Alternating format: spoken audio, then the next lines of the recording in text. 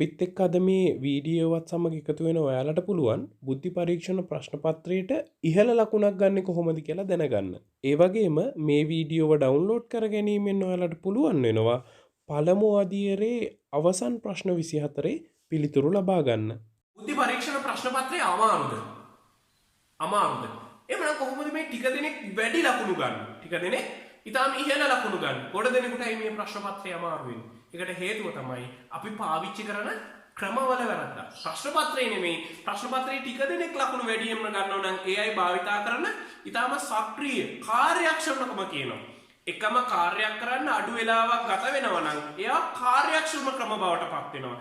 එහෙමනම් අපි පාවිච්චි කරන්න ඕන බුද්ධි පරීක්ෂණ ප්‍රශ්න පත්‍රයේ ඉහළ ලකුණක් ලබා ගන්න නම් කාර්යක්ෂමකම පාවිච්චි කරන්න. මොනවද මේ කාර්යක්ෂම ක්‍රම කියන්නේ? අපිට ලැබෙන්නේ ගැටලුනේ.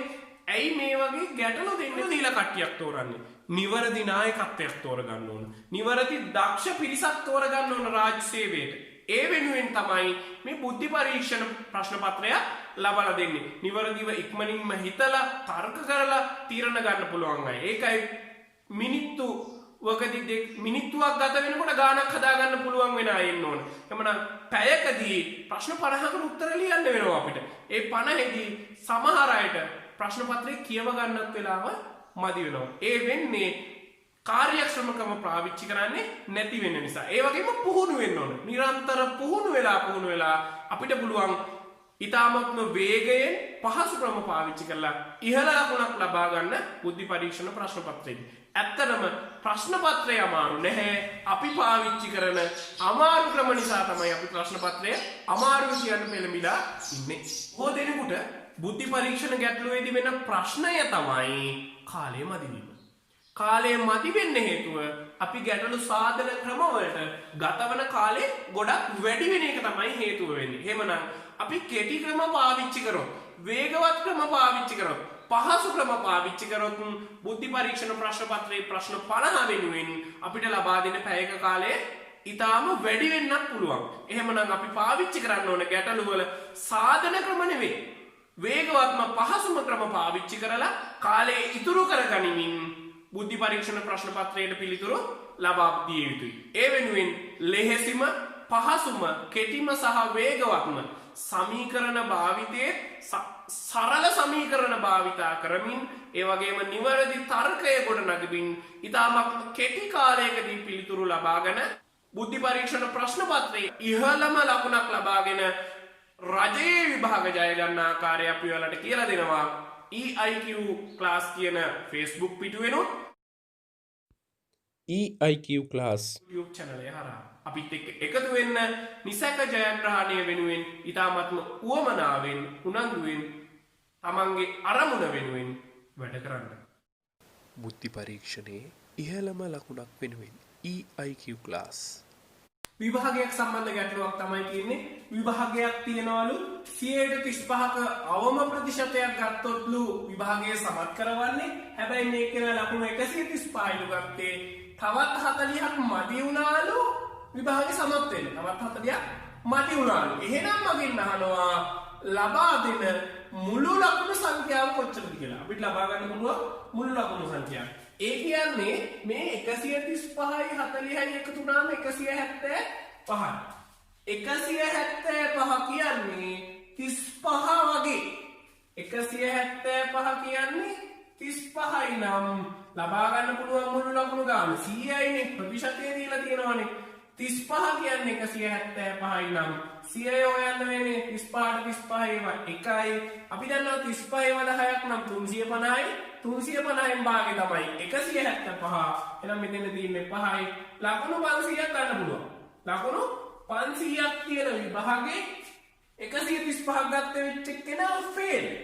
හැබැයි එයා තව 40ක් ගන්න ඕන. ඒ 40ත් එක්ක එකතු වුණොත් තමයි 135 කියන ප්‍රතිශතයට අවශ්‍ය කරන අවම ලකුණු මට්ටමට එන්නේ. එහෙනම් 35 කියන්නේ 175යි නම් 100ක් කියන එක හොයාගන්න ඕන.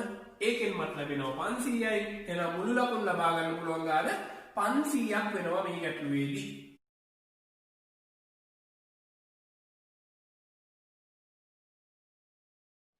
බුද්ධි පරීක්ෂණයේ ඉහළම ලකුණක් වෙනුවෙන් EIQ ක්ලාස්.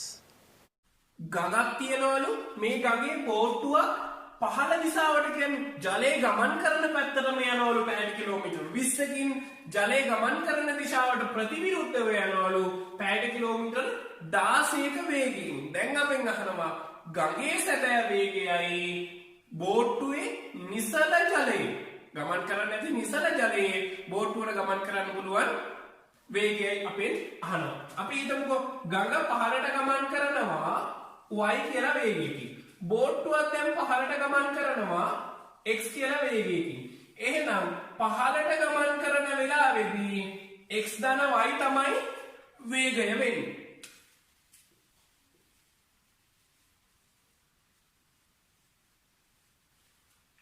ඊළඟ අවස්ථාවේ ඉහළට ගමන් කරන වෙලාවේදී ගඟ ගමන් කරන්නේ පහළටනේ. ඒ වෙලාවේදී තියෙන්නේ ඍණවයි.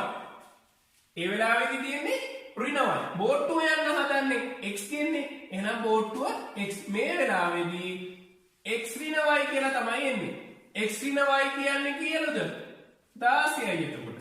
x ධනවයි කියන්නේ කීයද එතකොට? 20යි. ඒ පහළට ගමන් කරද්දී බෝට්ටුවේ වේගෙත් වෙනවා ගඟේ වේගෙත් වෙනම එනවා. ඉහළට ගමන් කරද්දී බෝට්ටුවේ වේගයෙන් ගඟේ වේගය අඩු වෙන්න ඕන. දැන් බලමු x ධනවයි x ඍණවයි. හරිම ලේසි දෙකක්. මේ දෙන්න වෙන වෙනම ලියලා එකතු කරන්න ඕනේ එකතු කරා. x x එකතු වුණාම 2x y ට y කැපිලා ගියා. 20යි 16යි කියන්නේ 36යි. 36 දෙකෙන් බෙදුනම 18යි. x ට තමයි 18. අපි x කියලා ගත්තේ කවුද? බෝට්ටුව. එහෙනම් බෝට්ටුවේ වේගය කොච්චරද වෙන්නේ? 18. තත්පරයට මීටර 18කින් බෝට්ටුවට ගමන් කරන්න පුළුවන්. තත්පරයට මීටර 18කින් යනවා. ගඟෙන් ලැබිලා තියෙන දෙන්නත් එක්ක තත්පරයට මීටර 20ක් යනවා ගඟ දිගේ නැත්නම් ගඟත් එක්ක පහළට යන්නේ. එහෙනම් ගඟේ වේගය තත්පරයට මීටර 2 කියලා එනවා. වේගය තත්පරයට මීටර 2 කියලා එනවා. බොහොම පහසු ගැටළු වර්ගයක්. මේ જાති ගැටලුවක් අහන්න ඉඩ කඩක් තියෙයි. එන්න ඉඩ කඩක් තියෙයි. ඔන්න ගඟට මොකද වෙන්නේ? ඉහළට යද්දි මොකද වෙන්නේ? වේගය එකතු වෙනවා. පහළට යද්දි වේගය අඩු වෙනවා කියලා ගන්න පුළුවන්.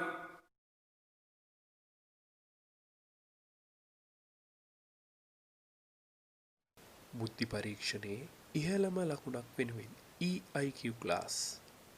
මේ ගැටලුවේදී අපිට කියන්නේ බඩු මිල 10%කින් වැඩි වුණාලු වියදම නොවෙනස්ව පවත්වා ගන්න පරිභෝජනය කරන ප්‍රතිශතය කොච්චරකින් අඩු වුණාද කියලා එකක්. මේ ගාන මේ ප්‍රතිශත අනම්මනම් ගැන කරන්නේ නැතුව බොහොම පහසු ක්‍රමයක් තියෙනවා හදන්න. මෙන්න මේ වගේ එකක්. මේ ගානේ හරියට කියන්නේ මුලින් කිලෝ එකක මිල 100යි. මුලින් කිලෝ එකක මිල 100යිලු. දැන් කිලෝ එකක් 110යිලු. මං වියදම් කරන්නේ රුපියල් 100යි. රුපියල් 100ට මට කොච්චර ගන්න පුළුවන්ද කියලා නෙමෙයි වෙනදට වඩා අඩුවෙන් ගන්න වෙනවද කියලා තමයි වගේ ගැටලුවක් තමයි මේක තියෙන්නේ. අපි ගාන සම්පූර්ණ වෙනස් කරගත්තා. එහෙනම් බලමු දැන් මේ ගාන කොහොමද විසඳෙන්න ඕන? කිලෝ එකක් 110යි. කිලෝ එකක් 110යි. මට රුපියල් 100කට කොච්චරද ගන්න පුළුවන් කියලා. කිලෝ එකක් රුපියල් 10යි. මට 100කට කොච්චරද ගන්න පුළුවන් වෙන්නේ කියලා තමයි බලන්න ඕන. 10 බෙදීම 11 තමයි එන්නේ. 10 11ෙන් බෙදෙන්න බෑනේ. 0.100ට 11 9යි එකක් ඉතුරුයි. 10ට 11 ඒව නෑ බිංදුවක් දැම්මා. තව එකක් දැම්මා. 100ට 11 ඒව ආයෙත් 9ක් එනවා. ආයෙත් බිංදුවක් එනවා.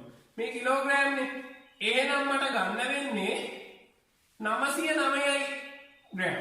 ග්‍රෑම් 909ක් තමයි ගන්න වෙන්නේ. මට ග්‍රෑම් 91ක් ගන්න වෙන්නේ නෑ. වෙනදා ගත්ත කිලෝ එකක් ගත්තාම මට ග්‍රෑම් ගන්න වෙන්නේ 909. 91ක්ම ගන්න වෙන්නේ නෑ. එහෙනම් මේ බලන්න 100කට නම් කොච්චරද? 9.1. ඇත්තෙන්ම ගත්තොත් 9.1 අඩුවෙන් තමයි ගන්න වෙන්නේ. එහෙනම් පරිභෝජන ප්‍රතිශතය අඩු වෙන්න ඕන 100ට 9.1. මෙහෙම හිතන්නේ නැතුව හදනවා නම් අපිට කොහොමද කරන්න වෙන්නේ? 110කින් 10ක් නේ අඩු කරගන්න ඕන. එහෙමනම් 100කට. ඇයි? 100 තිබිච්ච එක 110 වුණා. දැන් 100 කරගන්න නම් මම 10කින් අඩු කරගන්න ඕන. 110කට 10යි නම් 100කට. අග බිංදුව කැපුණා. 100 බෙදීම 11 කියලා තමයි එන්නේ අඩු වෙන ප්‍රතිශතය. 111 ඒවා 9යි 111 වරක් 9යි එකක් ඉතුරුයි 10ට නෑ බිංදුවයි ආයි 109යි 9.09%කින් අඩු වෙන්න ඕන 9.1ක් කියලා ලැබුණා මුල් ක්‍රමේදී වැටීමත් එක්ක මේ ප්‍රතිශතයකින් අඩු කරගන්න ඕනි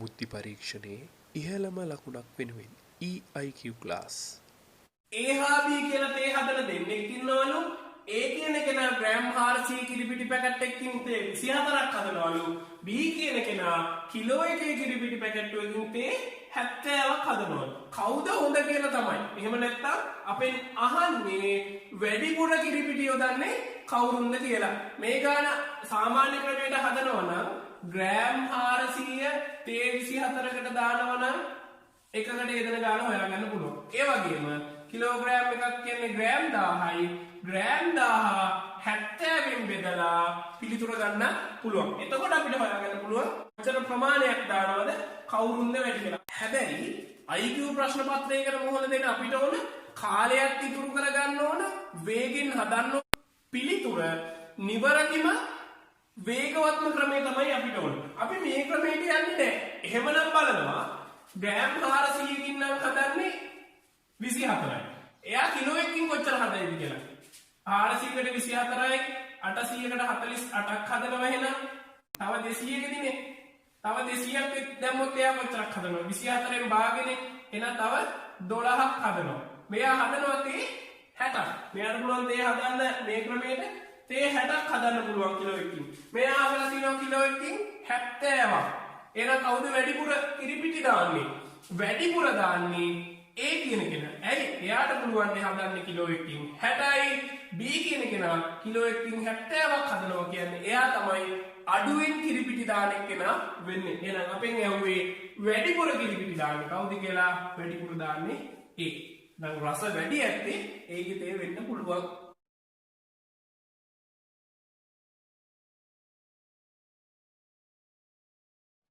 බුද්ධි පරීක්ෂණයේ ඉහළම ලකුණක් වෙනුවෙන් EIQ ක්ලාස් අඟලේ බටයකින් ටැංකියක් පිරෙන්න මිනිත්තු 10ක් යනවලු අඟල් පාගේ බටයකින් කොච්චර වෙලාවක්ද ගත වෙන්නේ කියලා අපෙන් අහනවා අඟලේ සහ අඟල් භාගයේ බට කියන දෙන්න ගත්තොත් එහෙම අඟලේ බට එකයි භාගයේ බට එකයි මේ දෙන්නගේ තියෙන ප්‍රධානම වෙනස්කම තමයි මෙයාගේ අරය R නම් මෙයාගේ R බෙදීම දෙකක් වෙනවා අරය භාගයක් වෙනවා. නමුත් වෘත්තයක වර්ගඵලය හොයන්නේ 5r වර්ගය කියන සූත්‍රය ගත්තොත් එහෙම මෙයාගේ වෙනුවට r වගේම මෙයාගේ වෙනුවට r බෙදීම 2 දැම්මන් පස්සේ 5r වර්ගය බෙදීම 4ක් එනවා. මෙතන ඉන්නේ 5r වර්ගයමයි.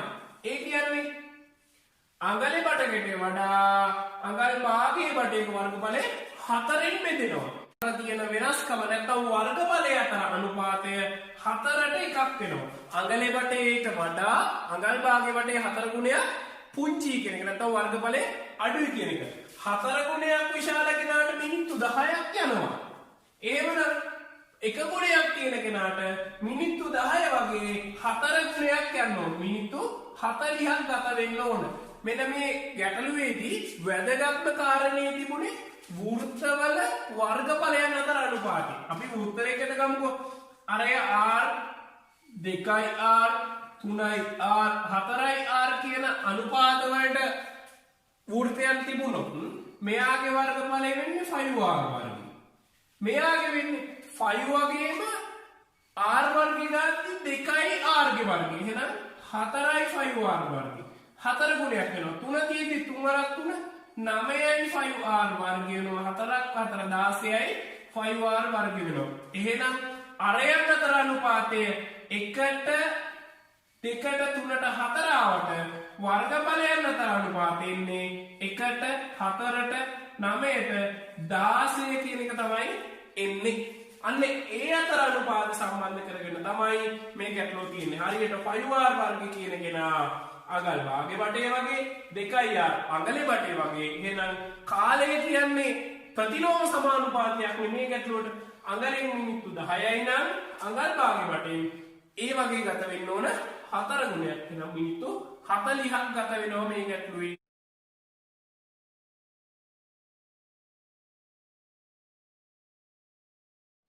බුද්ධි පරීක්ෂණයේ ඉහළම ලකුණක් වෙනුවෙන් EIQ ක්ලාස්.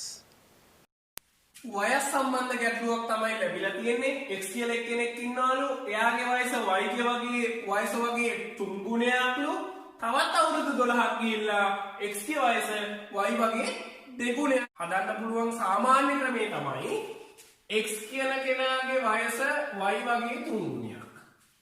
ඊට පස්සේ x කියන කෙනාට තවත් වසර 12ක් යනවා කියන්නේ x 12ක් එකතු වුණාම ඒක y ටත් අවුරුදු 12ක් එකතු වෙනවානේ. y ටත් 12ක් එකතු වෙනවා. ඒ වගේ දෙගුණයක් වෙන්න.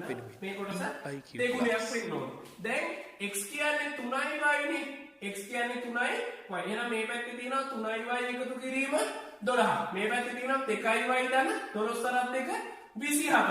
එහෙනම් මේ පැත්තේ තියෙන 3යි y ට මේ පැත්තේ තියෙන 2යි y යාම y විතරක් ඉතුරු වෙනවා. මේ පැත්තේ තියෙන 24යි 24ෙන් මේ 12 අඩුනා y කියන්නේ 12යි. දැන් y ගේ වයස 12යි. එහෙනම් x ගේ වයස වෙන්න ඕන 36ක් y ගේ වයස වෙන්න ඕන 12ක් කියලා සාමාන්‍ය ක්‍රමයට ওই විදිහට අපිට ලැබෙනවා. හැබැයි මේක අපි හිතෙන් හිතලා ගත්තොත් x කියන කෙනා කියන්නේ 3යි y ප්‍රමාණයක් වෙන්න ඕන. දැන් ඊළඟ කොටසේදී හිතෙන්ම මේ කොටස x වෙනකොට 3යි y දාන්න. 3යි y ට 12ක් එකතු වුණාම සමාන වෙන්න ඕනේ කියනවා y අකුරු දෙකකටයි 24කටයි. එහෙමනම් හිතෙන් සුළු කරලා මේ වගේ ගණන් නැවත නැවත තාර්කිකව හිතලා පුහුණු වුණොත් හොඳින් පුහුණු වුණොත් හිතෙන් උත්තරේ ගන්න පුළුවන් y කියන්නේ 12යි.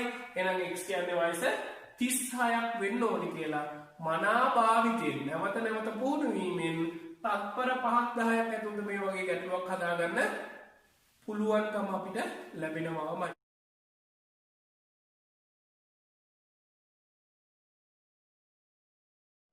බුද්ධි පරීක්ෂණයේ ඉහළම ලකුණක් වෙනුවෙන් EIQ ක්ලාස්. අපිට තියෙන සමන් කියන කෙනා උපත ලැබුවේ කමල්ට අවුරුදු 2ක් විතරදලු. කමල්ට අවුරුදු 3කට පසු අමල් උපන්නලු. අමල්ට වසර 6කට පෙර සුනිල් උපන්නලු. වැඩිම වයස කෙනා. මේ වගේ එකක් හදන්න තියෙන ලේසිම ක්‍රමේ අපිට දුන්නේ සමනුයි කමලුයිනේ. මම කමල් ගන්නවා නේද? සමන් උපත ලැබුවේ කමල්ට අවුරුදු 2 විතරයි. මම කමල්ට දාන අවුරුදු 10යි කියලා. කමල්ට 10ක් වෙනවා නම් අවුරුදු 2කට පස්සේනේ සමන්. එහෙනම් සමන්ට අවුරුදු 8ක් වෙන්න ඕනේ. ඊට පස්සේ කියනවා කමල්ට අවුරුදු 3කට පසු අමල්. කමල්ට අවුරුදු 3කට පස්සේ තමයි අමල්. ඒ කියන්නේ සමන්ටත් වඩා අවුරුද්දක් බාලයි අමල්. අමල්ට එහෙනම් කමල්ට වඩා 3ක් කියන්නේ 7ක් වෙන්න ඕන. අමල්ට වසර 6කට පෙර සුනිත්. අමල්ට 7යිලු. එහෙනම් ඊට පෙර අවුරුදු 6ක් පෙර තමයි සුනිල් ඉපදිලා තියෙන්නේ. 7යිනේ. 7ට 6ක් එකතු වුණාම 13යි. එහෙනම් සුනිල් තමයි වැඩිමලා. වැඩිමලා කවුද? සුනිල් තමයි වැඩිමලා. මේ ගාන වෙන විදිහකට අපි හිතනවා කමල් 2005 ඉපදුණා කියලා. කමල් 2005 කියලා ගත්තොත් උපත ලැබුවේ කමල්ට අවුරුදු 2ක් විතර. කමල් 2005 නම් සමන් 2007 වෙන්න ඕනේ. ඊට දෙකකට පස්සේ කමල්ට අවුරුදු 3කට පසු අමල් නම් 2005 කමල්. අමල් කියන්නේ 2008 වෙන්න ඕන. අමල් 2008 නේ. අමල්ට වසර 6කට පෙර සුනිල් නම් 2008ට පෙර තමයි සුනිල්. එහෙනම් 2002 දී වෙන්න ඕන සුනිල්. එහෙනම් 2002 දී උපත ලැබපු කෙනා තමයි වයසින් වැඩිමහල්ම වෙන්නේ. නම් වැඩිමහල්ම කෙනා සුනිල් තමයි වයසින් වැඩිමහල්ම කෙනා බවට පත් වෙන්නේ. පහසු ගැටලුවක්. අපිට ඕන ඉලක්කමක් දාගෙන අපිට හිතන වයසක් දාගන්න ඕන 10 12. හදිසියෙ කවුරු හරි මේකට 2 3 වගේ දැම්මා කියලා ඒ වුණොත් ඒක සුනිල්ට ඍණ ගානක් වෙයි. හරිනේ සංඛ්‍යා රේඛාවේ මුලින් ඉන්න කෙනා තමයි අපිට ගන්න වෙන්නේ. එහෙමනම් වැඩිමහල්ම කෙනා කියලා.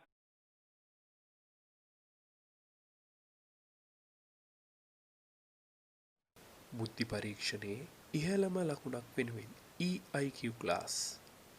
මව පියා පුතා දුව කියන 4 දෙනාගේම එකතුව වයස් වල එකතුව අවුරුදු 130යිලු.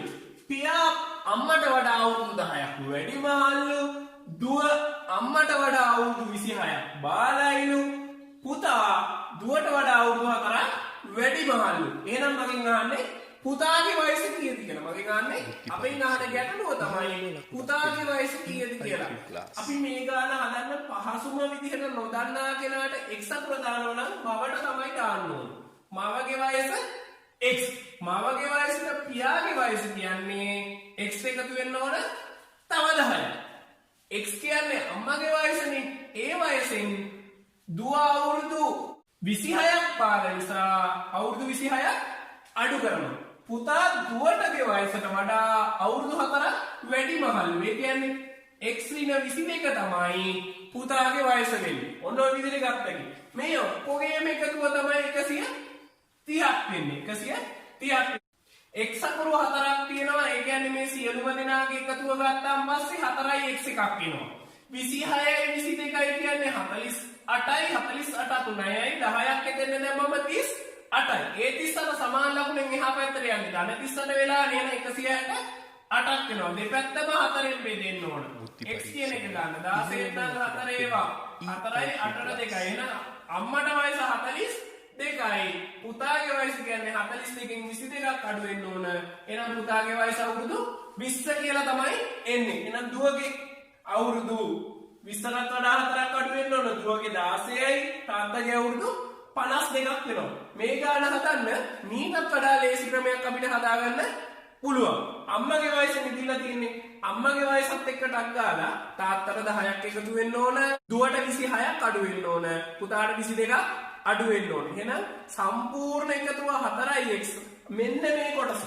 මෙන්න මේ දෙන්නගේ එකතුව 48යි. ඒකෙන් 10ක් ගිහිල්ලා එකපාර 38 කොටස අපිට ගන්න පුළුවන්. 22යි 26යි 48ක් අඩු වුණා. ඒකට 10ක් එකතු වුණා. 38යි 38 එහා පැත්තට ගියා. 130යි 38යි 168යි 4ෙන් බෙදුණා. එක්ස්ට්‍රා ආවා. ඒ යගෙන් 22ක් අඩු කරලා හිතෙන්ම අපිට ගන්න පුළුවන් පුතාගේ වයස අවුරුදු 20යි කියලා.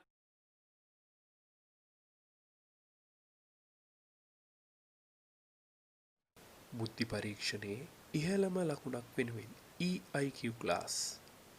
P හා Q කියන්නේ තත්පරයට මීටර 20ක් හා 25ක වේගයෙන් ප්‍රතිවිරුද්ධ දිශාවන්ට ගමන් කරන දෙන්නෙක්ලු.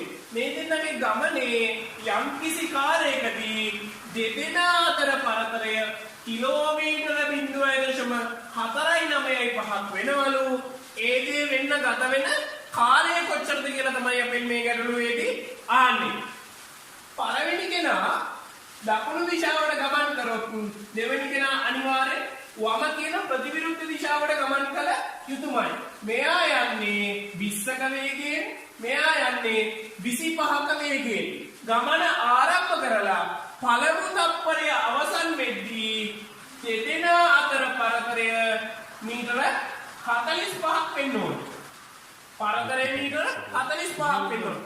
දෙදෙනා යන්නේ විරුද්ධ දිශාවන්ටනේ. එහෙනම් දෙදෙනාගේම වල වේගයන්ගේ එකතුව තමයි එන්නේ පළවෙනි වෙලාවට. පළමු තත්පරයට. එහෙනම් මේ දෙන්නා දුරස් වෙන වේගය කියන්නේ තත්පරයකට මීටර 45යි. තත්පරයකට මීටර 45ක් දුරස් වෙනවා මේ දෙන්නා. එක තත්පරයකට මීටර 45ක දුරක් වෙනස් වෙනවා. දැන් ගිහිල්ලා තියෙන දුර දීලා තියෙන අපිට කිලෝමීටර වලින් මේ කිලෝමීටර වලින් දීපු දුර මීටර කරගන්න ඕනේ. මීටර කොච්චරද ඇත්තටම? කිලෝමීටර කරන්න නම් 1000 ගුණ වෙන්න ඕන. 1000 දශමතිත ස්ථාන තුනක් දකුණට යන්න ඕනේ. 1 2 3යි.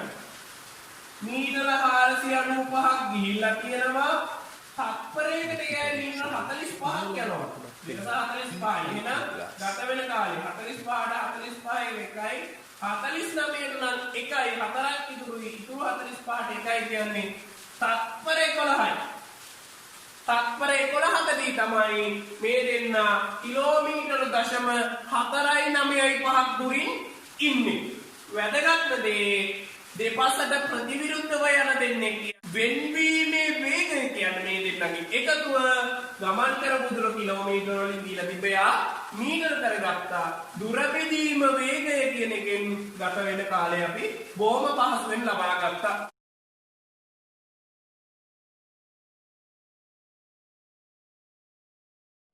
බුද්ධි පරීක්ෂණයේ ඉහළම ලකුණක් වෙනුවෙන් EIQ ක්ලාස්. භාණ්ඩයක් රුපියල් 1080කට විකුණනවලු. ඒ විකුණපු නිසා එයාට 120ක ලාභයක් තියෙනවලු. එහෙනම් ගත්ත මිල තමයි අපි අහන්නේ. අපි මේ ගාන ටිකක් බලමු මෙන්න මෙහෙම. මෙයා රුපියල් 120කට විකුණනවා. 120කට විකුණුවොත් 100ක් දීලා ගත්ත 20 කොටස මෙයාගේ ලාභය. 20 කොටස තමයි ලාභය වෙන්නේ. මේ ටික ගත් මිල. දැන් බලන්න 1080කට වික්කේ ඒ කියන්නේ සම්පූර්ණ 120 වගේ.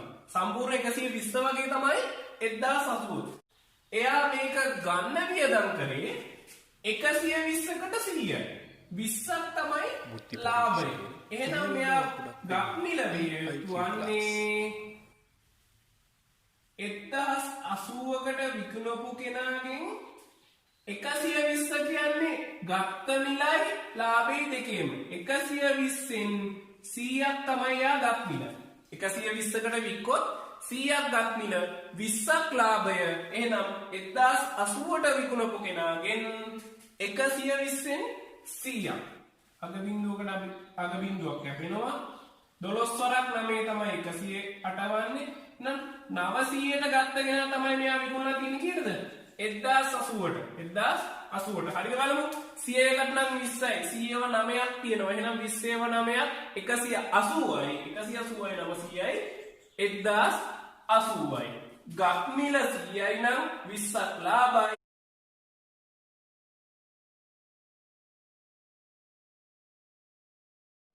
බුද්ධි පරීක්ෂණයේ ඉහළම ලකුණක් වෙනුවෙන් EIQ ක්ලාස්. පැයට කිලෝමීටර 72ක වේගෙන් ගමන් කරන මීටර 180ක් දිග දුම්රියක් මීටර 120ක් දිග පාලමක් පසු කරනවලු. මේ පාලම පසු කරන්න දුම්රියට කොච්චර වේලාවක් ගත වෙනවද කියලා තමයි අහන්නේ. වැදගත්ම දේ තමයි මේ ගානේ වේගය දීලා තින්නේ පැයට කිලෝමීටර පසු කරන දිගවල් තියෙන්නේ මීටර වලින්. එහෙනම් මුලින්ම මම කෝච්චියේ එහෙම නැත්නම් දුම්රියේ වේගය තත්පරයට මීටර කොච්චරද කියලා ගන්න ඕන. පැයකට කිලෝමීටර 72යිනේ. 72 කියන කෙනා 18න් 5න් ගුණ කරනවා. මට ලැබෙනවා තත්පරයකදී ගමන් කරන දුර. 18ට 18 එකයි 72ට නම් 4යි 4 වරක් 5 20යි. තත්පරයකට මීටර 20ක් යනවා. මේක ලේසියෙන්ම මතක තියාගන්න ඉන්නට අපි කරන්න ඕන ක්‍රමය තමයි EIQ ක්ලාස්. පැයට කිලෝමීටර 36යි. පැයකට කිලෝමීටර 36 කියන්නේ අනිවාර්යෙන් තත්පරයට මීටර 10යි. මෙන්න මේ කොටස මතක තියාගන්න. පැයකට කිලෝමීටර 36යි කියන්නේ තත්පරයකට නම් මීටර 10යි. එහෙනම් 72 දැම්මුවම 20 කියන එක හිතෙන් ගන්න පුළුවන් වෙනවා. කෝච්චියේ දිග මීටර 180යි. පාලම කොච්චරක් තියෙනවද? පාලම තියෙනවලු මීටර 120ක්. මෙන්න මේ ආරම්භක ලක්ෂයේ තියෙන දුම්රිය පහු කරගෙන ගිහිල්ලා මෙන්න මේ අවසාන ලක්ෂෙත් පාලම පහු කරනවා. අවසාන ලක්ෂය වන්නෝ පාලම පහු කරලා දුම්රිය ওই විදියට එනවා. එහෙනම් බලන්න මෙතන තියෙන කෙනා ලකුණක් වෙනුවෙන් මෙච්චරක් දුර ගමන් කරනවා. මෙතන තියෙන 180යි පාලම 120යි සම්පූර්ණ මීටර 300ක් යනවා. සම්පූර්ණ මීටර 300ක් යනවා. ආරම්භක ලක්ෂයෙන් ගත්තත් එච්චරයි. මෙතන ඉඳන් මෙන්න මෙතෙන් යනකම් යන්න ඕන. ඒ කියන්නේ මෙතන තිබිච්ච 120යි මෙතන 180යි. එහෙනම් සම්පූර්ණ දුර මීටර 300ක් යන්න ඕන. තත්පරයකට යන්නේ මීටර 20යි. එහෙනම් 300 යන්න 20 ඒවා 15ක් ගත වෙනවා. ඒ 20 ඒවා 10ක් නම් 200යි. ඉතුරු 100 හැදෙන්නේ. එහෙනම් මීටර 300 යන්න තත්පරයට මීටර 20 ගාන ගියොත් මීටර වලට මීටර කැපෙනවා 15 තමයි පිළිතුර එන්නේ. තත්පර 15කදී මෙන්න මේ දුම්රිය සම්පූර්ණයෙන්ම පාලම පසු කරලා අවසන් කරනවා. වැදගත් උනේ පැයට කිලෝමීටර කියන කෙනා තත්පරයට මීටර කර ගැනීමයි. දුම්රිය ගමන් කරන්නේ පාලම හරහා නම් මුළු දිග වශයෙන් ගත යුතුයි. ඒ මුළු දිග තත්පරයකට යන වේගයෙන් බෙදන්න ඕනි.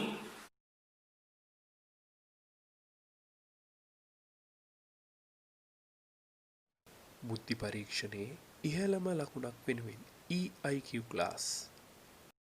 අපිට තියෙන ගැටලුව තමයි කිලෝමීටර් 95ක ගමනක් තිබුණලු පැය භාගයේ කොටස් 3කදීලු මේ ගමන යන්නේ. පැය භාගයේ කොටස් 3කදීලු මේ ගමන යන්නේ. 1 2 3 කියලා කොටස් 3 නම් කරගත්තොත් මුළු දිග කිලෝමීටර 95යි. මේ කොටසෙදි කියනවා අපිට පළමු පැය භාගයට වඩා කිලෝමීටර් 6ක් ගියාලු දෙවෙනි එක්කෙනාගේ. අපි හිතමුකෝ පළවෙනි කොටස x කියලා. එහෙනම් දෙවෙනි කොටසෙදි මොකක්ද වෙන්න ඕන? x ධන 6ක ප්‍රමාණයක් යන්න ඕන. ඊට පස්සේ කියනවා දෙවන පැය භාගයේදීද දෙවන පැය භාගයට වඩා කිලෝමීටර් 14ක් වැඩිපුර තුන්වෙනි එකේදී යනවලු දෙවෙනි එක්කෙනාටත් වඩා 14ක්. x ධන 6ට තව 14ක් එකතු වුණාම x ධන 20 වෙන්න ඕන. ඔන්න ඔය විදිහට අපිට ඕන වෙන් කරගන්න පුළුවන් පහසුවෙන් ගාන හදන්න. x අකුරු 3ක් තිබුණා 3යි x 20යි 6යි 26යි. මෙන්න මේ ඔක්කොම සමාන වෙන්න ඕන කිලෝමීටර් 95ට. 95න් 26ක් ගියාම නම් 95න් 20ක් නම් 75යි. 75න් 6ක් ගියාම 69 තමයි එන්නේ. 3x කියන්නේ 69යි x සමානයි 23යි. පළවෙනි පැය භාගෙදි කිලෝමීටර් 23ක් ගිහිල්ලා දෙවැනි එකට 6ක් එකතු වෙන්න ඕන 29ක් ගිහිල්ලා ඊළඟ කොටසේදී 23ට 20ක් කියන්නේ 43යි. පැය භාගයකදී කිලෝමීටර් 43ක් ගිහිල්ලා තින්නේ. පැය භාගයට කියලා තියෙනවා කිලෝමීටර් 43ක්. එහෙනම් දැන් මම හොයන්න ඕන අවසන් පැය භාගයේ මධ්‍යක වේගයනේ. වේගය කියන්නේ දුර බෙදීම කාලය. දුර බෙදීම කාලය.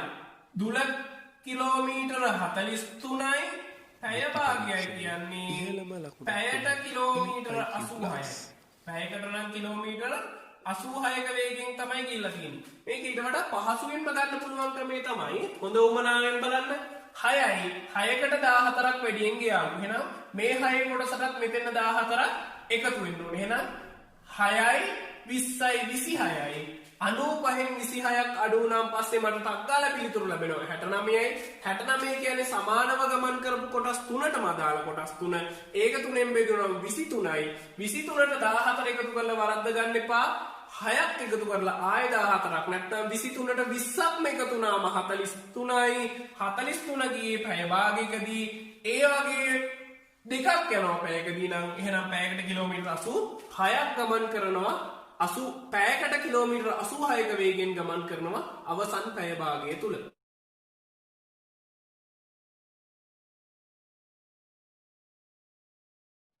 බුද්ධි පරීක්ෂණයේ ඉහළම ලකුණක් වෙනුවෙන් EIQ ක්ලාස්. භාණ්ඩයක් තියනවලු 115කින් මිල වැඩි කරලා ආයෙ 115කින් මිල අඩු කරනවා. 100ට තිබිච්ච කෙනා 115යි කියලා කියනවා. ආයෙ මිල අඩු කරලා ගන්නවලු ආයෙ 115ක්. මිලෙහි වෙනස් වීම. මිල වෙනස් වුණා. දැන් පවතින මිලෙහි කියන්නේ අවස්ථා දෙකෙන්ම පස්සේ මිලේ වෙනස් වීම. මුල්ම මිල මුලින් තිබිච්ච මුලේ වෙනස් වීමට දරන ප්‍රතිශතය කොච්චරද කියලා අහන වෙනස් වීමේ ප්‍රතිශතය කොච්චරද කියන්නේ. අපි මේක නිකන් ඉලක්කමක් දාලා හදමු 115 නැතුව 110 කියලා හදමු. 110 තිබ්බනම් දැන් ඔන්න ඉහළම ලකුණක් වෙනුවෙන් අපි මේක උන්චි වෙනසක් කරලා මෙහෙම නැතුව හිතෙන් හදන විදියක් බලමුකෝ. ලේසිම විදියක්. අපි හිතනවා 115 නෙමෙයි 110කින් වෙනස් වුණා කියලා. එහෙනම් 100 තිබ්බම 10ක් වැඩි වෙන්න ඕනේ. 10ක් වැඩි වුණාම 110යි. දැන් මිල 110යි. ආයෙ 100ට 15 වෙනුවට 10කින් අඩු වෙන්න ඕන. ඔන්න ආයෙ 110කින් අඩු වුණා. 110කින් අඩු වෙද්දි මොකද වෙන්නේ? 110නේ. 100 තිබ්බ එකට 10ක් අඩු වෙන්න ඕන.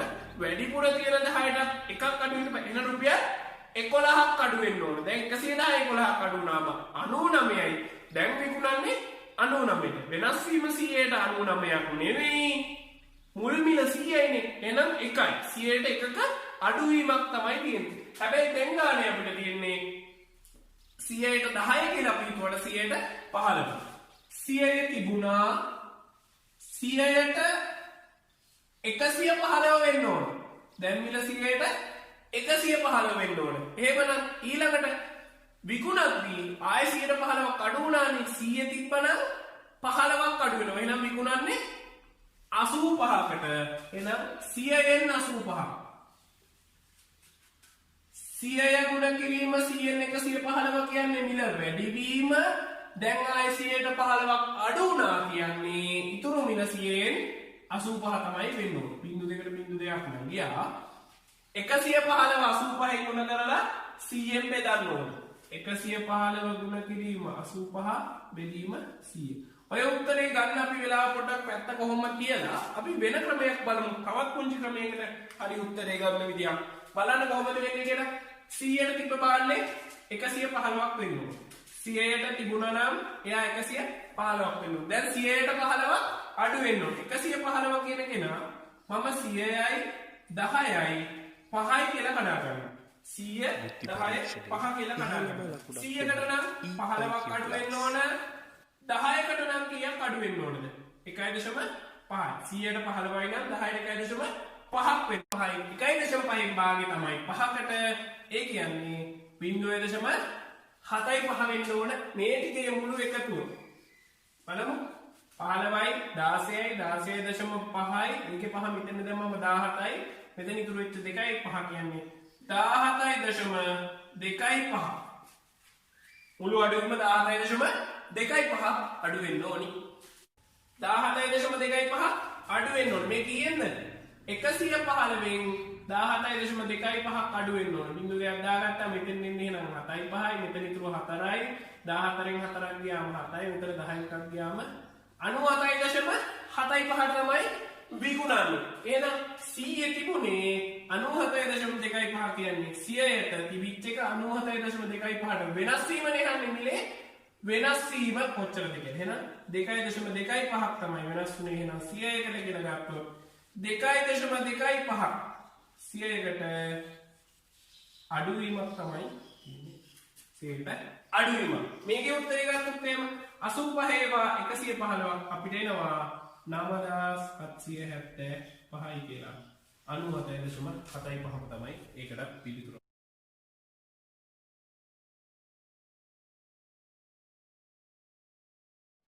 බුද්ධි පරීක්ෂණයේ ඉහළම ලකුණක් වෙනුවෙන් EIQ ක්ලාස්. ප්‍රශ්න 50ක් තියෙන ප්‍රශ්න පත්‍රයක් තියෙනවලු. ඒ ප්‍රශ්න පත්‍රයේ නිවැරදි පිළිතුරකට ලකුණු දෙකක් දෙනවලු. වරදින එකට එක ලකුණක් අඩු වෙනවලු. ඒ වගේම පිළිතුරු නොලියූ ගැටලුවකට අහිමි වන්නේ අර නැතිවෙන ලකුණු දෙක විතරයි. නැතිවෙන ලකුණු දෙක විතරයි. ඒ කියන්නේ නොදන්න ප්‍රශ්නයක් තියෙනවා නම් උත්තරේ ගහන්න නැතුව හිටියම උත්තරයක් සලකුණු කරන්නේ නැතුව හිටියම එක ලකුණක් බේරගන්න පුළුවන්. එහෙම කෙනෙක් ලකුණු 73ක් අරගෙන තියනවලු. ප්‍රශ්න 3ක් අතහැරලා තියෙනවා. ප්‍රශ්න 3ක් අතහැරලා තියෙනවා. නිවැරදි පිළිතුරු කොච්චරද කියලා තමයි අහන්නේ. දැන් බලන්නකො 50ක ලකුණු දෙක ගානේ ප්‍රශ්න 50ක් තියෙනවා. එහෙනම් මුළු ලකුණු 100න් තමයි දීලා තියෙන්නේ. මුළු ලකුණු 100ක් දීලා. හැබැයි එයා ප්‍රශ්න 3ක් අතෑරියා කියන්නේ ලකුණු දෙක ගානේ 3ක්. දෙවරක් 3 කියන්නේ 6ක් අඩු වෙලා තියෙනවා. එහෙනම් මේ අරන් තියෙන ලකුණු 94ක් විතරයි. ලකුණු 94න් තමයි මෙයා ලකුණු 73ක් ලැබිලා තියෙන්නේ. 94න් තමයි 73ක්. එහෙනම් එයා ලකුණු එතන 21ක් අහිමි කරගෙන තියෙනවා. වැරදිච්ච ප්‍රශ්න නිසා ලකුණු 21ක් නැති වෙලා තියෙනවා. දැන් මේමනේ වරදින ප්‍රශ්නයකට ගන්න තියෙන ලකුණු දෙකක් නැති වෙනවා. එක ලකුණක් අහිමි වෙන නිසා එක ප්‍රශ්නයකට ලකුණු 3ක් අහිමි වෙනවා. එහෙනම් ලකුණු 21ක් නැති කරගෙන තියෙනවා. එක ප්‍රශ්නයකට ලකුණු 3ක් කැපෙනවා. එහෙනම් ප්‍රශ්න 7ක් තමයි මෙයා වරද්දගෙන තියෙන්නේ. ප්‍රශ්න 7ක් වරද්දගෙන තියෙනවා. එහෙනම් උත්තරේ 50න් 7ක් ගියාම 43ද? නැහැ. තව ප්‍රශ්න 3ක් එයා අතෑරලා තියෙනවා. එහෙනම් 43න් තව 3ක් අතෑරියාම එයා ප්‍රශ්න 40කට තමයි නිවැරදි පිළිතුරු ලියලා තියෙන්නේ. එහෙනම් නිවැරදි පිළිතුරු ගන්න ගාන තමයි 40. හදන්න තියෙන පහසුම ක්‍රමය තමයි මුළු ලකුණු සංඛ්‍යාව 100යි. එයා 6ක් ගත්තෙම නෑ. ඒ ගත්ත ගානේ මේ ලැබෙන පිළිතුරෙන් අඩු කරන්න ඕන ලබාගත් ලකුණු ගාන 73. එක ප්‍රශ්නයකට ලකුණු 3ක් අහිමි වෙනවා. එහෙනම් 21 බෙදීම 3 කියලා ඇවිල්ලා ප්‍රශ්න 7ක් කියලා එනවා. වැරදිච්ච ප්‍රශ්න 7යි, අතෑරුණු ප්‍රශ්න 3යි, ප්‍රශ්න 10යි. මුළු ප්‍රශ්න 50න් 10ක් අතෑරියා. එහෙනම් 40 තමයි පිළිතුරු හරියට ලියපු ප්‍රමාණය ලැබෙන්නේ.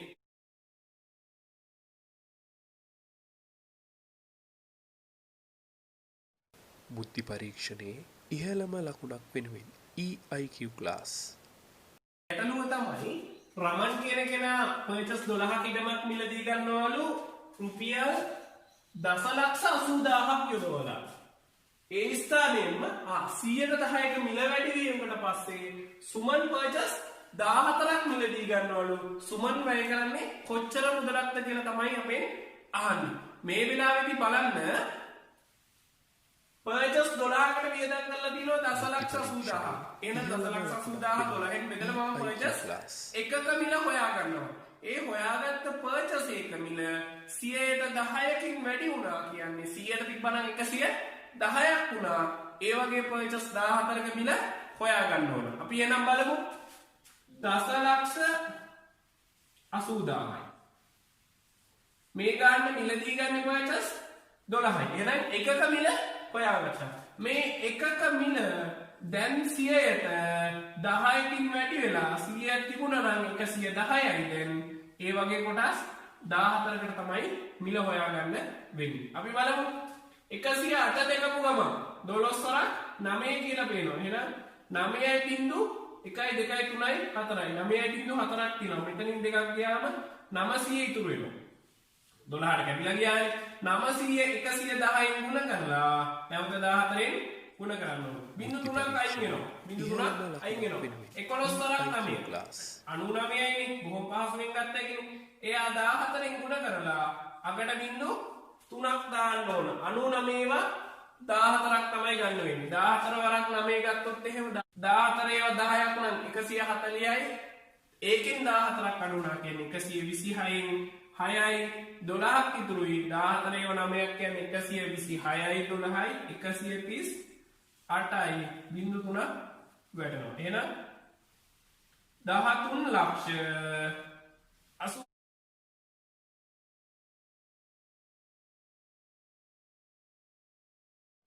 බුද්ධි පරීක්ෂණයේ ඉහළම ලකුණක් වෙනුවෙන් EIQ ක්ලාස්. ඒ කියලා කෙනෙක් ඉන්නවලු. එයා ගාව පෑන් 37 44 සංඛ්‍යාවක් තියෙනවලු. එයා එකක් අයින් කරලා ඉතුරු වෙච්ච ටිකෙන් භාගයක් දෙනවලු. බීට් මොකද කරන්නේ? එකක් අයින් කරලා ඉතුරු වෙච්ච ටිකෙන් භාගයක් දෙනවලු සීට මොකද කරන්නේ? එකක් අයින් කරලා ඉතුරු වෙච්ච ටිකෙන් භාගයක් දෙනවලු ඩීට. ඒ විදිහට ගන්න පුළුවන් අගයන් දෙකක් තියෙනවලු. ඒ දෙක මොනවද කියලා අහනවා. දැන් නිකන් අපි මේ වගේ ගැටලුවකට අපි නිකන් ඉලක්කමක් කරන් බලමු. 37 44 35ක් තිබුණා නම් 35 ගත්තා. 35න් එකක් පැත්තක තිබ්බා. එහෙනම් 34යි. 34 දෙකෙන් බෙදුනම 17යි. 17න් එකක් ආයෙ පැත්තක තිබුණා 16යි. 16 දෙකෙන් බෙදුවම 8යි. 8න් එකක් පැත්තක තියලා දෙකෙන් බෙදන්න බෑ 7යි. එහෙනම් නිවැරදිම ක්‍රමයක් අපි හොයා ගන්න ඕනේ මේ ගාන හදන්න. එහෙනම් බලමු. දැන් බලන්න දෙකෙන් බෙදිලා 4 දෙකෙන් බෙදිලා 4 පාරක්ම දෙකෙන් බෙදිලා. ඒ වගේම එක අයින් වෙලා. එහෙනම් මේ ලැබෙන සංඛ්‍යාවට 3ක් එකතු කරපන්. ලැබෙන සංඛ්‍යාවට 3ක් එකතු කරලා එන සංඛ්‍යාව 4 පාරක් දෙකෙන් බෙදන්න පුළුවන් වෙන්න ඕනි. එහෙමනම් අපි බලමු 4 පාර. අපි ගත්තොත් මේ 4 ගුණාකාර සලකමු. 4 ගුණාකාර අපි හිතමු 36 තිබුණා. කීයද තිබුණේ? 36 තිබුණා. 36ට 3ක් එකතු වෙන්න බෑ. එහෙනම් 39 වෙනවා. 39ක් තිබ්බා. එකක් අයින් කරා 38යි දෙකෙන් බෙදුනම 19යි. ආයෙ එකක් අයින් කරා 18යි. 18 දෙකෙන් බෙදුනම 9යි. 9න් එකක් අයින් කරා 8යි. 8 දෙකෙන් බෙදුනම 4යි. හරිනේ. 4 පාරක් බෙදුනා 3ක් අයින් වෙනවා. එහෙනම් 39 වගේ ඉලක්කමක් එන්න පුළුවන්. 36 කියන්නේ 4 ගුණාකාරය 3ක් එකතු වෙලා. ඊළඟට තියෙන කෙනා 40 එන්නේ. එහෙනම් 40 එන්න බෑ. 32ට 3ක් එකතු වුණාම 35 එන්න බෑ කිව්වා. හැබැයි ඔන්න 36 එක සංඛ්‍යාවක්. අගයන් දෙකක් ගන්න කියනවනේ. එහෙනම් මොකද්ද වෙන්න ඕනේ? ඇවිල්ලා බලන්න ඕන 4 ගුණාකාරය කාය හම්බෙන්නේ අපිට 20 ගණන් වල 30 ගණන් වලට කිට්ටුවම කවුද ඉන්නේ කියලා. එහෙනම් හම්බෙන්නේ 28නේ. 28ට අනිවාර්යෙන් 4 පාරක් බෙදලා තව 3ක් එකතු වෙන්නත් ඕන. දෙකෙන් බෙදාගෙන. එහෙනම් අනිවාර්යෙන් 3ක් එකතු වුණාන් පස්සේ 31 වෙන්න ඕන. අපි බලමු කොහොමද ගන්න කියලා. 31ක් තිබුණා. එකක් අයින් කරා. එහෙනම් 30ක් වුණා. 30 දෙකෙන් බෙදුනම 15ක් දුන්නා. 15න් එයා එකක් අයින් කරා 14යි 14 දෙකෙන් බෙදුනම 7ක් වුණා. 7ෙන් මොකද්ද කරේ? එකක් අයින් කරා. 6යි 6ෙන් බෙදුනම 3යි. එහෙනම් 1යි 2යි 3යි 4 පාරක් බෙදුනා. එක එකක් අයින් කරා. එහෙනම් 31ක් උත්තරයට එන්න පුළුවන්. එහෙනම් ලැබෙන්න පුළුවන් ඉලක්කම් ටික තමයි 31 සහ 39. 4 පාරක් බෙදෙන්නත් ඕන. ඊට වඩා එක එක අයින් කරන්නත් ඕන නම් 4 ගුණාකාරයකට 3ක් වැඩියෙන් ලැබෙන සංඛ්‍යාවක් තමයි ලැබිය යුතු වන්නේ.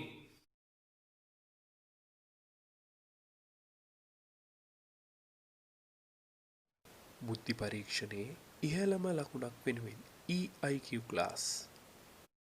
පෙරේදාට කලින් දිනේ ඉරිදා නම් පසුවදාට පෙර දිනය කවදාද? අද කියලා ගමුකෝ අපි. මේ අද ඊයේ පෙරේදා කලින් දවස. පෙරේදාට කලින් දවස ඉරිදා. අපෙන් අහන්නේ අනිද්දාට පසුවදාට පෙර දිනය කවදාද කියලා. ඒ කියන්නේ අනිද්දා දවසම තමයි. හෙට අනිද්දා පහුවදා. අනිද්දාට පහුවදා. ඉරිදා නම් පෙරේදාට කලින් දවසේ සඳුදා, අඟහරුවාදා, බදාදා, බ්‍රහස්පතින්දා, සිකුරාදා, සෙනසුරාදා. පසුවදා නම් සෙනසුරාදා. මගෙන් අහන්නේ පසුවදාට පෙර දිනේ. පසුවදාට පෙර දිනේ නම් ඉන්නේ සිකුරාදා කියලා. එහෙනම් පිළිතුර වෙන්න ඕන පෙරේදාට කලින් දවසේ ඉරිදා නම් අනිද්දාට පසුවදාට පෙර දිනේ කියන්නේ අනිද්දාමයි. එයා සිකුරාදා.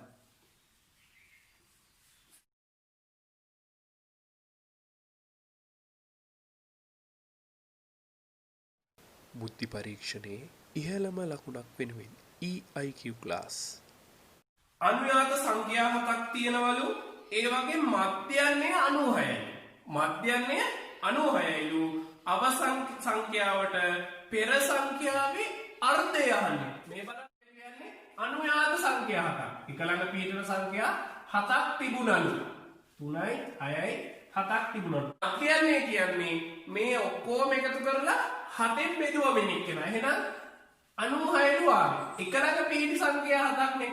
අනිවාර්යෙන් ඒ ළඟ එන්නේ 4 වෙනි. 7 වෙනියනේ 96, 97, 98, 99. මගෙන් අහන්නේ අවසන් සංඛ්‍යාවට පෙර සංඛ්‍යාවේ අර්ධයක්. 98න් භාගය.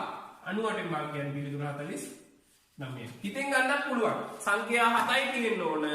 එක ළඟ පිහිටි සංඛ්‍යා 7කේ මධ්‍යනේ කියන්නේ. එහෙනම් 1යි 2යි 3යි 4 වෙනි එන්න ඕන. මෙයා 96යි 97යි 98යි 98න් භාගය 49.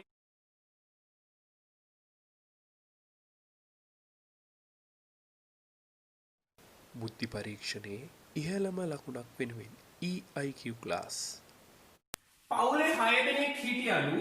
මේ 6 දෙනාගේ වයස් ටික ඔක්කොම එකතු කරලා 6ෙන් බෙදලා ගත්තම එනවලු 26ක්. අපි කියනවා සාමාන්‍ය කියලා. මේකට කියනවා අපි සාමාන්‍ය කියලා. ඒ වගේම 100ගේ වයස එකතු කරාම මේ වැඩේට ආවේ මෙන්න මේ 26 කියන කෙනාට 8ක් එකතු කරලා. එහෙනම් ඇවිල්ලා තියෙන්නේ 34 කියන එක තමයි ඇවිල්ලා තියෙන්නේ. මේ ගානේදී අපි බලමු 100ගේ වයසනේ අපෙන් අහන්නේ දැන් 6 දෙනාගේම වයස 26 තිබුණා නම් 100ගේ වයස 26ෙම තිබුණා කියලා 100ගේ වයස එකතුව මධ්‍යන්නේ 26ම වුණා නම් 100ට අවුරුදු 26. හැබැයි 100ගේ වයසෙන් මොකද උනේ? මේ හිටපු 6 දෙනාගේ නෙමෙයි 7 දෙනාටම අවුරුදු 8 ගානේ එකතු වුණා. කී දෙනෙකුටද? 7 දෙනෙකුට 8 ගානේ එකතු වෙලා. ඇයි? 26 34 වෙන්න නම් දැන් 7 දෙනෙක් ඉන්නවා. 8 ගානේ එකතු වෙන්න ඕනේ. එහෙනම් 100ගේ වයස 26ෙම හිටියනම් 7 දෙනෙකුට 8 ගානේ කියන්නේ 56යි 26යි එකතු වෙලා 100ට අවුරුදු 82ක් වෙනවා කියලා එනවා. 100ට අවුරුදු 82ක් වෙනවා එහෙමනම්.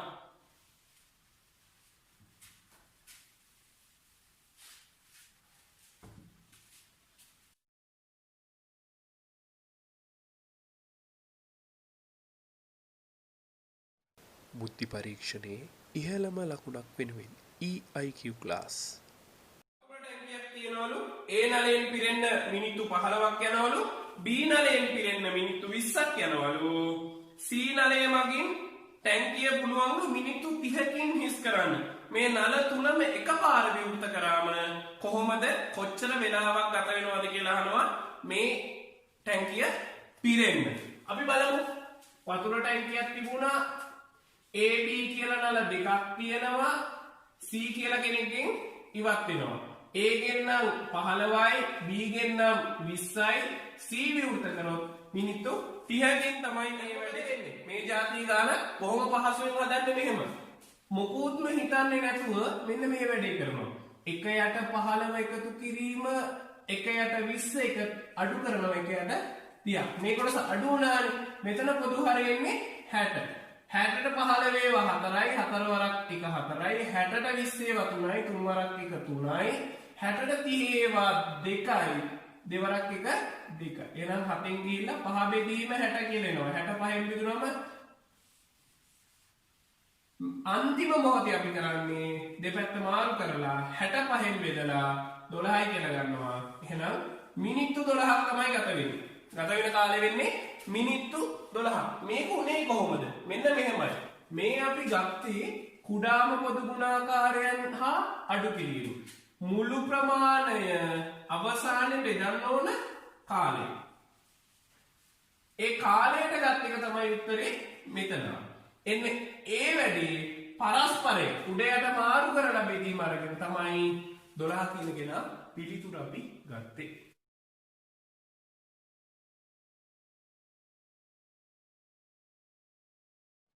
බුද්ධි පරීක්ෂණයේ ඉහළම ලකුණක් වෙනුවෙන් EIQ ක්ලාස්. A ධන B කියන්නේ 119යිලු, C ධන A කියන්නේ 126යිලු, B ධන C කියන්නේ 133යිලු.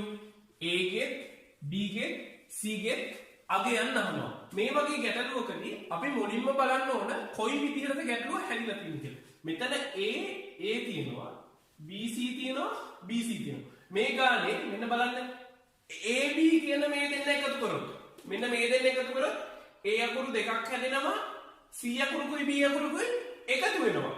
B ධන C එකක් තියෙනවනේ ඒ එකතු කරොත් එතනට මේ තියෙන B ධන C එක අඩු කරා නම් B ධන C ට B ධන C ගිහිල්ලා 2යි A විතරක් ඉතුරු වෙනවා. ඒ කියන්නේ මෙන්න මෙහෙමනේ. ඔන්න දැන් බලමු මේ දෙන්නගේ එකතුව. ඒ කියන්නේ 119 126 එකතුව මෙයා අඩු කරන්න ඕනේ. එතකොට එන්නේ මට A අකුරු දෙකක්. එහෙනම් A අකුරු දෙකක් කියන්නේ මේ දෙන්නගේ එකතුවෙන් 133 අඩු කරන්න ඕනේ. මම ඒකත් පහසු ක්‍රමයක් ගන්නවා. මේ දෙන්න එකතු කරන්නේ නේ 126 කියන කෙනාට 133ක් හැදෙන්න. තව 7ක් ඕනේ.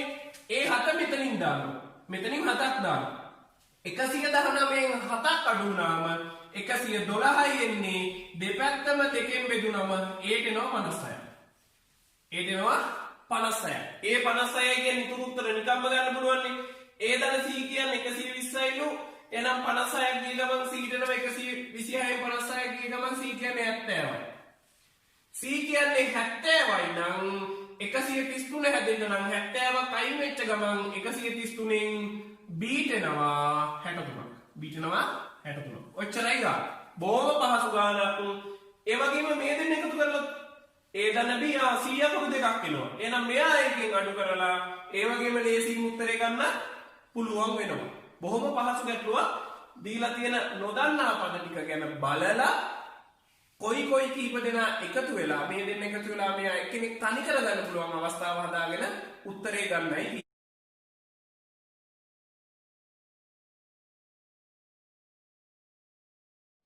බුද්ධි පරීක්ෂණයේ ඉහළම ලකුණක් වෙනුවෙන් EIQ ක්ලාස්.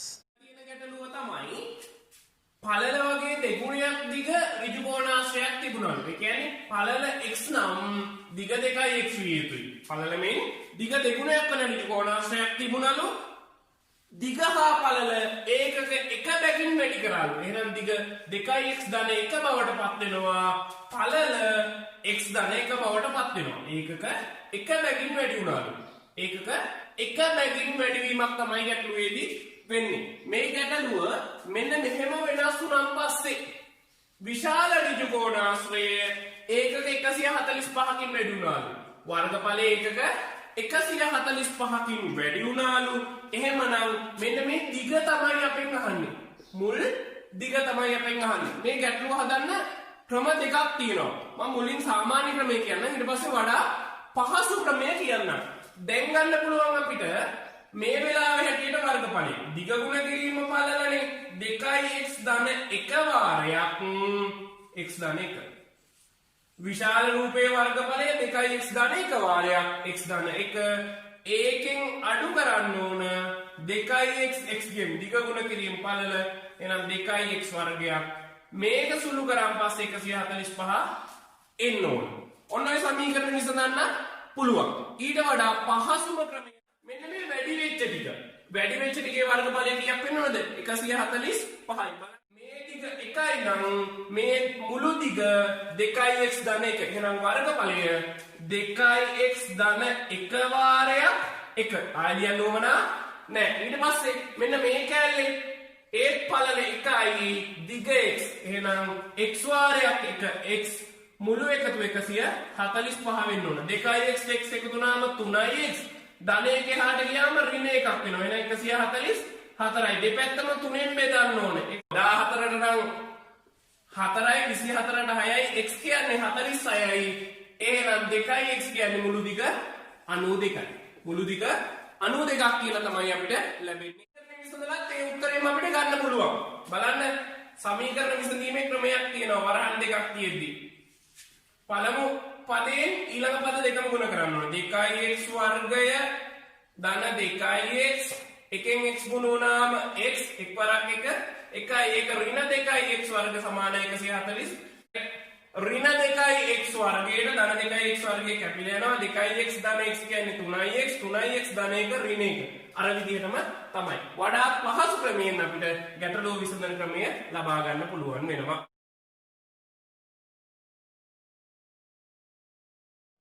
බුද්ධි පරීක්ෂණයේ ඉහළම ලකුණක් වෙනුවෙන් EIQ ක්ලාස්. අපිට ලැබිලා තියෙන ගැටලුව තමයි අඩි 6න් 6ට කණු සිටෙව්වලු කණු 5ක් මදි වුණාලු. නමුත් 8න් 8ට කණු ටික සිටවද්දී කණු සංඛ්‍යාව ප්‍රමාණවත් වුණාලු. ඒ කණු සංඛ්‍යා සිටවපු දිග කොච්චරද කියලා. ගැටලුව නිවැරදිවම හඳුනාගත්තොත් 6 වරක් 5 30යි 32න් බෙදුනම 15යි 15 වරක් 8 120යි කියලා තප්පර දෙකෙන් උත්තරේ ලබා ගන්න පුළුවන්. මෙන්න මෙහෙම සම්පූර්ණ දිග ගත්තොත් මෙන්න මේ ප්‍රමාණයෙන් එද්දී 6න් 6ට කණු සිටවුවා කියලා අපි හිතමු. එහෙනම් මෙතනින් එහාට යන්න 6න් 6ට කණු 5 මදි වුණා. 8න් 8ට සිටුවත් නම් කණු ටික ප්‍රමාණවත් වුණාලු. අපි සාමාන්‍ය ක්‍රමයට ගත්තොත් මේ ගානේදී මෙන්න මෙතන ඉඳන් මෙතෙන් තියෙන දුර ගත්තොත් එහෙම කණු සංඛ්‍යාව n ප්‍රමාණයක් සිටෙව්වට මෙතන n ඍණ 1 වාරයක් 6 තමයි. එක කණුවක් වැඩියෙන් යන නිසා එක කණුවක් අයින් කරලා සිටවපු දිග ගන්න වෙන්නේ n ඍණ 1 වාරයක් 6. තවත් කණු 5ක් ඕනු වෙන ඒ කණු අතරට කිසි ප්‍රශ්නයක් නැහැ. n ඍණ 1 වාරයක් 6ට එකතු වෙන්න ඕන. 6 ගානේ කණු 5කට දුර කියන්නේ මීටර හෝ ඒකක 30ක් වෙනවා. එතනින් පස්සේ ඒ ටික සමාන වෙන්න ඕන කණු 8 වගේ සිටෙව්වොත්. අඩි 8න් 8ට දුර සිටෙව්වොත් ඒ කණු ටික ප්‍රමාණවත් වෙනවලු. එහෙමනම් n ගෙන් එකක් අඩු වෙලා 8න් ගුණ වෙන්න ඕන. මෙන්න මේ සමීකරණය විසඳලා අපිට මේ ගැටලුව ගන්න පුළුවන් වෙනවා. හැබැයි අපිට පුළුවන් ඊට වඩා තාර්කික ක්‍රමයකින් ගැටලුව විසඳන්න. අපි විසඳන ක්‍රමය තමයි ගැටලුව මෙන්න මේ මදි වෙච්ච දිග 30යි. 6 වරක් 5 30යි 30කට මදි වුණා. හැබැයි 8න් 8ට කණු සිටවද්දී එක කණුවකට වැඩියෙන් එනවා අඩි 2ක්. එක කණුවකට අඩි 2ක් එනවා. කණු හිටවන්නේ අපි කණු අතර පරතරයෙන් දිග ගන්නේ එක කණුවක් අඩු කරලා නිසා n ඍණ 1යි. ඒ කියන්නේ අපි ආයෙ පාරක් හරියට බලමු. තිබිච්ච කණු වලින් 8න් 8ට සිටවද්දී n ඍණ 1 වාරයක් 8න් එන්න ඕන මුළු දිග. හැබැයි 6න් 6ට සිටුවීමට වඩා වැඩි උනේ n ඍණ 1 වාරයක් 2 කියන දිගක්.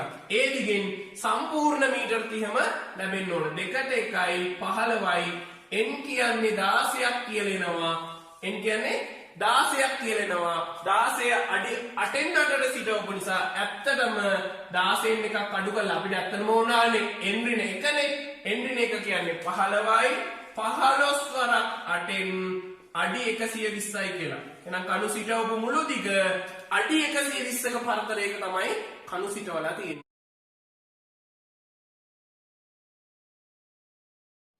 බුද්ධි පරීක්ෂණයේ ඉහළම ලකුණක් වෙනුවෙන් EIQ ක්ලාස්. ඔව් දැන් තියෙන ගැටලුව 2001 පළවෙනි මාසේ පළවෙනිදා සඳුදාලු. එහෙමනම් ආය කවදද කියලා අහනවා ජනවාරි 1 වෙනිදාව සඳුදා වෙන්නේ කොයි අවුරුද්දේද කියලා අහනවා අපේ.